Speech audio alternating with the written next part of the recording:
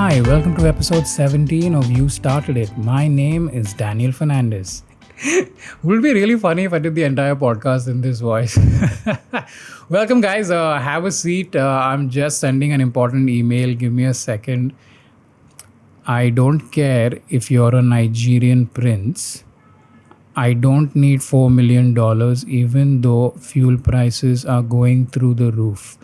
Thank you. Warm regards, Daniel Fernandes. Okay, let's do this.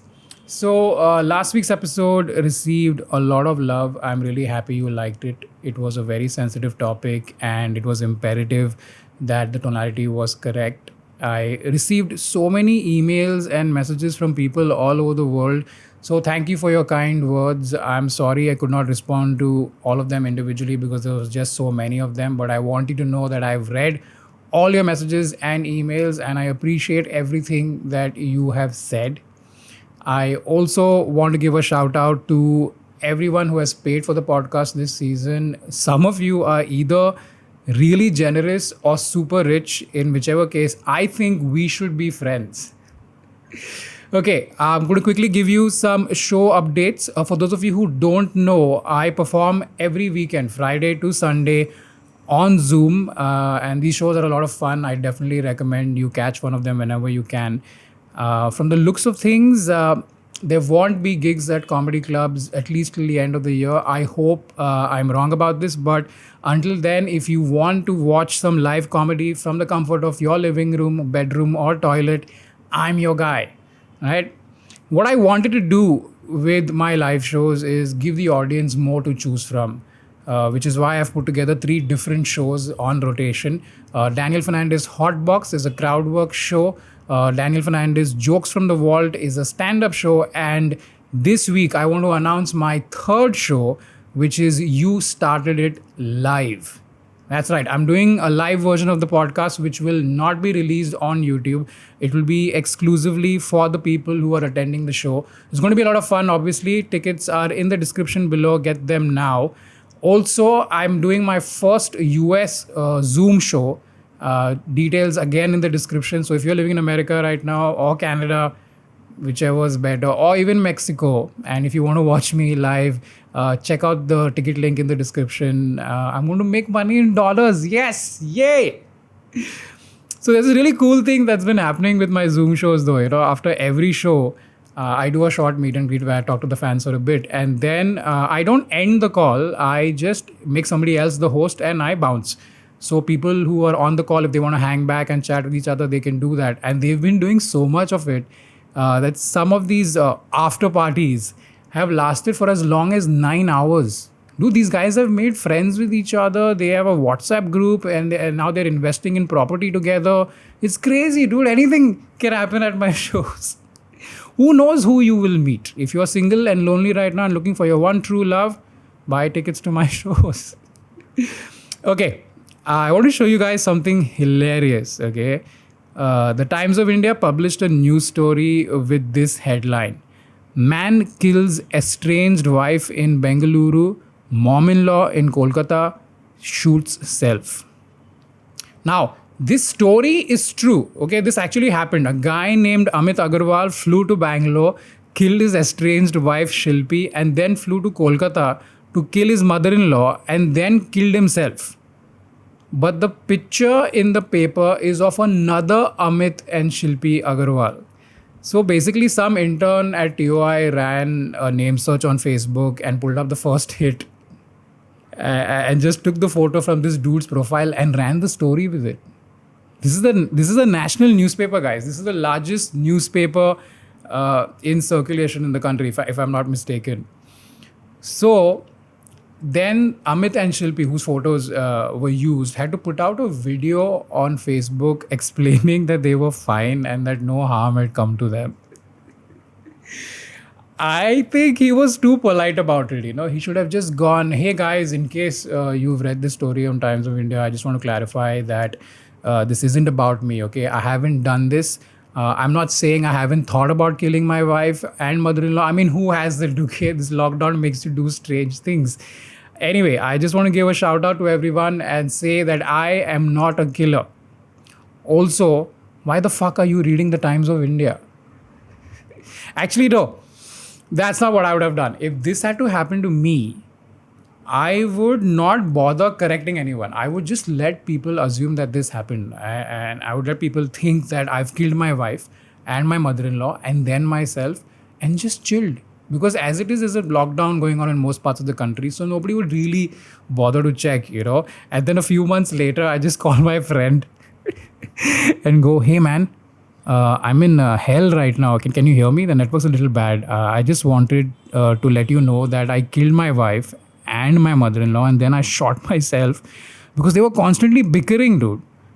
But they're still doing the same thing here in hell, and now Satan has asked us to leave. So we have to come back because he has had enough. Do you want anything from hell? Can I get you something nice and hot? Hello? Hello?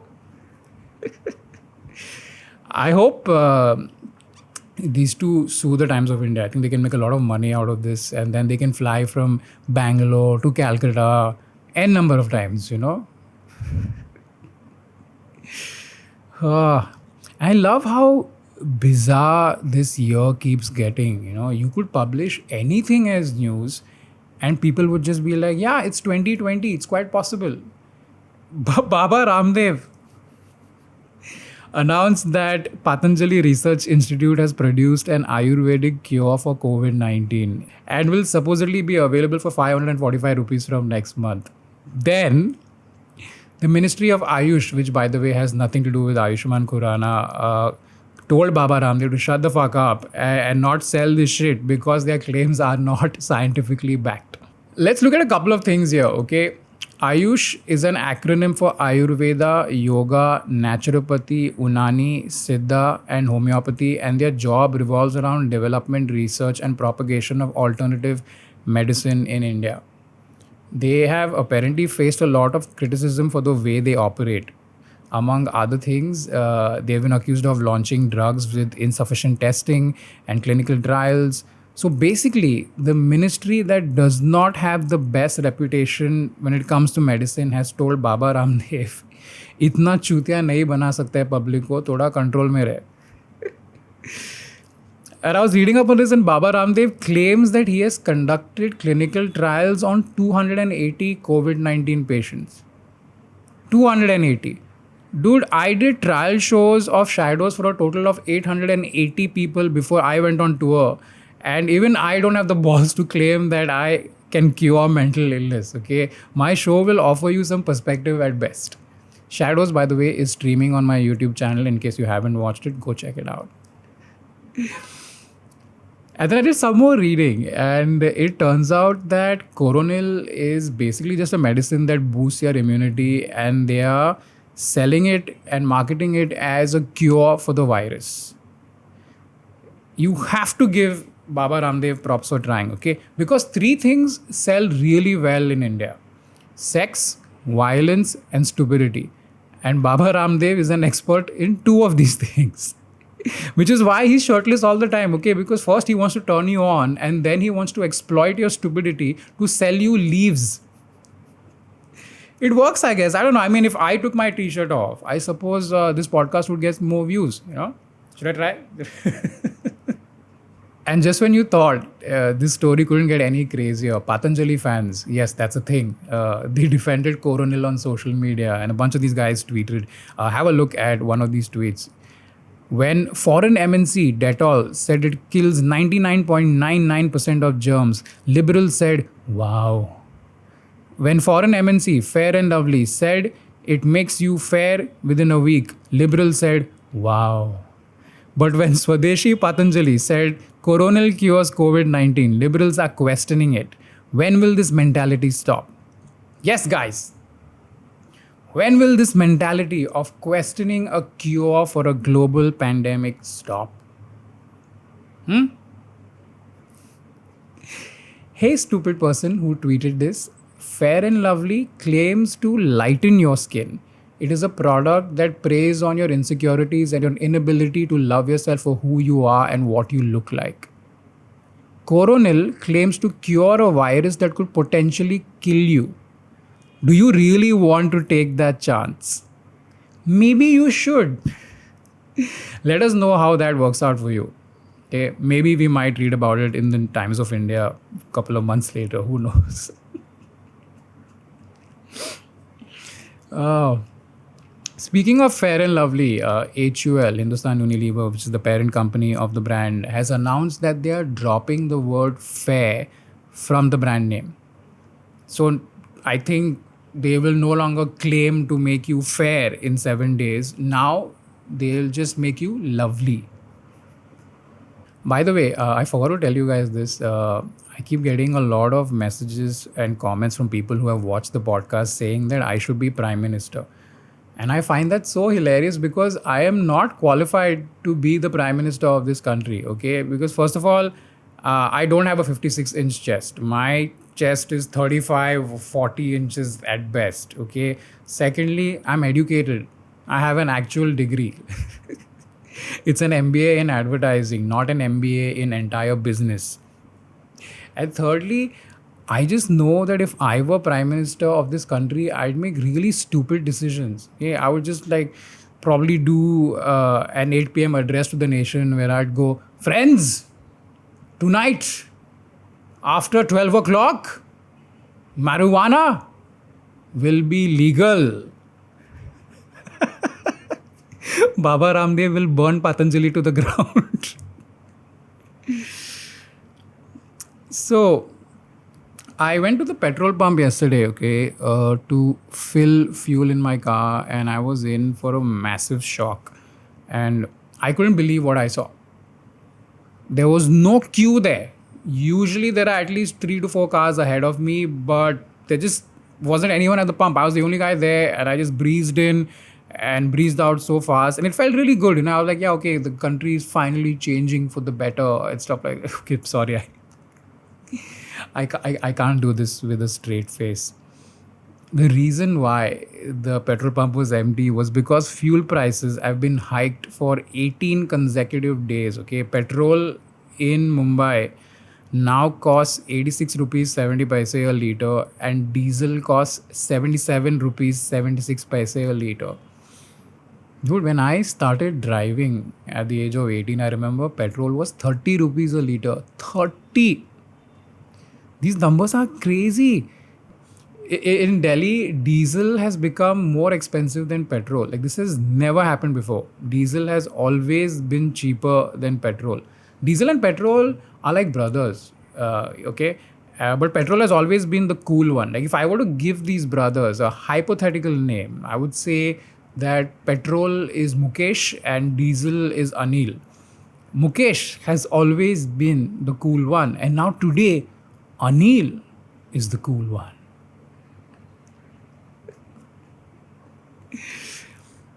And for a country that's very price sensitive, you would expect there would be a lot of outrage because of this increase in fuel prices. And thankfully, people have spoken up. A lot of famous people, in fact. Akshay Kumar tweeted on 27th Feb 2012. He said, guys, I think it's time to clean up your bicycles and hit the road. As per sources, expecting another petrol price hike. Look, I don't care what you think about Akshay Kumar, but this guy was ahead of his time. Okay? He spoke about this 8 years ago. 8 years ago, he knew this was going to happen. Then Anupam Kher also tweeted, this was on 14th October 2012. He said, asked my driver, why are you late? Sir, came by cycle. What happened to motorcycle? His reply, sir, it is kept at home now as a showpiece. I think it's pretty safe to assume that Anupam Kher's driver now has excellent calf muscles. There's a beef joke there if you want to have it. Go. Amitabh Bachchan also tweeted, this was on 24th May 2012. He said, petrol up by rupees 7.5. Pump attendant, कितने का डालूं? मुंबई कर 2-4 रुपए का car के ऊपर spray कर दे भाई, जलाना है. Very funny tweet by Amit ji. Full points for comedy. Although I have to admit, I was genuinely concerned that rising fuel prices bothered him, of all people, I thought maybe he's in some financial trouble because of which he can't access his bank account in Panama. I hope that's sorted out, sir, and everything's well. It's very brave of these celebrities to speak up. Full marks to them for using their voice for the nation. Very, very proud of them. I was thinking, because I have a brain, and I'm not saying this to insinuate that I'm smart. I say this because I have a brain, therefore it should be used. So let's examine the current situation. Okay, there's a global pandemic. We had a lockdown for 3 months. The economy was hit. People lost their jobs. A lot of people lost their savings. Everyone across the country is trying their best to spend as little as possible. And in the midst of all this, the price of crude oil dropped drastically, which logically would mean that fuel prices would remain steady, if not drop altogether, giving citizens some relief. But the government chose to increase fuel prices. Why would they do that? And let me clarify, I'm not attacking the government, okay? I'm just asking questions as a citizen of this country. I'm not saying that this government in the past has made promises to reduce fuel prices. They haven't done that. They have never said stuff like "Bahut hui janta par petrol diesel ki maar, ab ki baar Modi sarkar." They haven't said that. I'm just trying to understand why the government of an oil importing country saving approximately $50 to $60 billion a year because of low crude oil prices would not pass on the benefit of these savings to the citizens. You also have to consider that higher fuel prices has a cascading effect on essential items like food grains, fruits and vegetables, which basically means the common man is fucked. So I spoke to a few people, and one argument that I've heard in favor of the government is that we are currently in a very tight fiscal situation, which is why the government needs to increase fuel prices so that it can fill up its coffers. Because the country still needs to be run, as we come out of this pandemic. And I guess that makes sense, because these people were saying that we still have more statues to build. There are expenses for political ads that talk about how well the government is doing. MLAs need to be purchased, etc., etc. So I guess we as citizens must take that hit for the country. Again, I'm just saying, I've not said this, okay? These are people I've spoken to, they have said this. I'm just the messenger. I'm just a guy who's trying to make sense of the silence. Because I remember how there used to be a lot of outrage when the previous government would raise fuel prices. But today, there's complete silence. And just imagine, okay, given the exact same circumstances that we're in today, what if we had a different government? Would these people who are silent today still be silent? We all know the answer to that question. We also know that the reason why these people are silent today is because it's a trade-off. In 2014, when the price of petrol was 80 rupees a litre, there was outrage. In 2020, it's 86 rupees and 70 paise a litre, and there's total silence. This proves that hatred and communalism in India cost 6 rupees and 70 paise a litre. You know what's interesting for me personally? I've kind of detached myself from the political outcomes of this country for my own emotional well-being, Now I just see myself as an observer. I'm just a guy who's watching this relationship between a government and its citizens play out like a reality show. This is all a reality show now, And as a comedian, I'll make a few jokes, but that's about it. And even though I'm not emotionally invested in the political outcomes of this country, I will still contribute to the success of the country by paying income tax. And to people saying, oh, what's so great about that? Everybody pays income tax. No, only 1% of our population is paying income tax, and that is comparatively a very small number. So yeah, I definitely have a financial stake in this country, as would anyone who's paying income tax and watching this right now. By the way, I have a suggestion for how Twitter can reduce trolling and abuse on their platform. Okay, just make it mandatory to submit 3 years of IT returns in order to have a Twitter account, and boom, trolling and abuse will drop. But the point I was making, as somebody who's an observer, is that hatred in this country is like a drug. They've got you hooked, you're addicted, you can't get enough. But now this drug is actually costing you money, and you are forced to remain silent because you like this drug. And if this keeps going on, there's definitely going to be a breaking point, because let's face it, a majority of the people who support this government are not exactly loaded. So if they keep increasing fuel prices, some of you will have to start walking just like the migrant workers that you hate. And if that ever happens, it will be sad, but poetic. And on that note, I'm going to wrap up this episode. Thank you so much for watching. I hope you enjoyed this. Please hit like, subscribe, share this episode, follow me on Instagram. There's a pay as you like option if you want to pay for the podcast. Check the link in the description. Once again, I'm doing shows on July 3rd, 4th and 5th. That's the podcast, a live version of the podcast. There will be a show happening in the US as well. Again, all details are in the description. Please come catch a show so I can pay rent. This was a lot of fun. I will see you again next week, guys, with a brand new episode. Please take care of yourselves. My name is Daniel Fernandes. Take care. Goodbye.